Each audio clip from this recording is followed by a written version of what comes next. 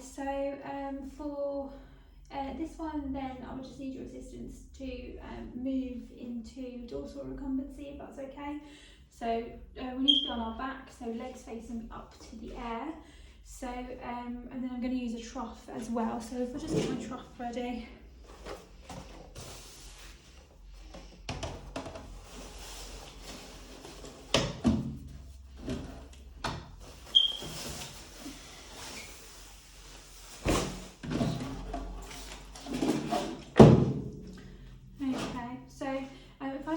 And you're happy to take the back, then on 3 we're just going to turn so the legs are facing upwards. So 1, 2, 3, onto the back, that's it.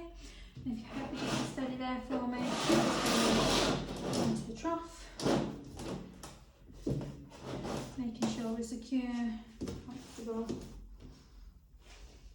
Okay, and then all I need to do is just move the patient back slightly, so just towards me. So on 3, 1, 2, 3. Thank you. Just making sure we're in line with the tube head where we need to be. Okay, so I'm just going to use some positioning aids now. So I'm going to use a position aid, sandbag over each limb.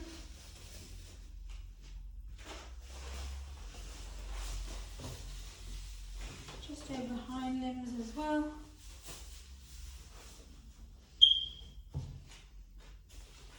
Okay, I'm going to measure the depth of the patient.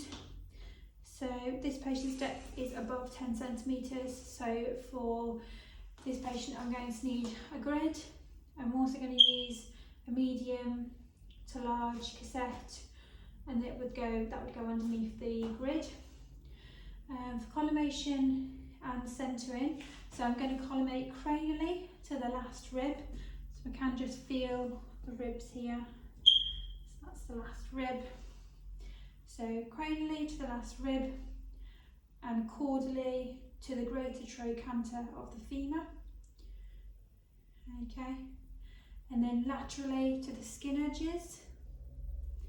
And then I'm going to centre midway between the last rib and the pelvic inlet.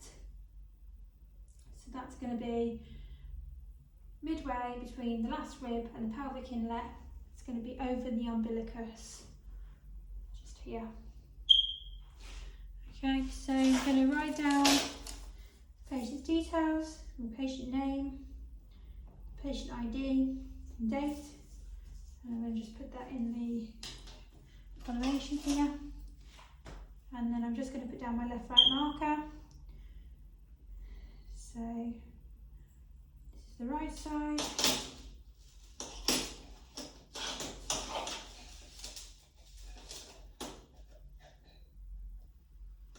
Okay.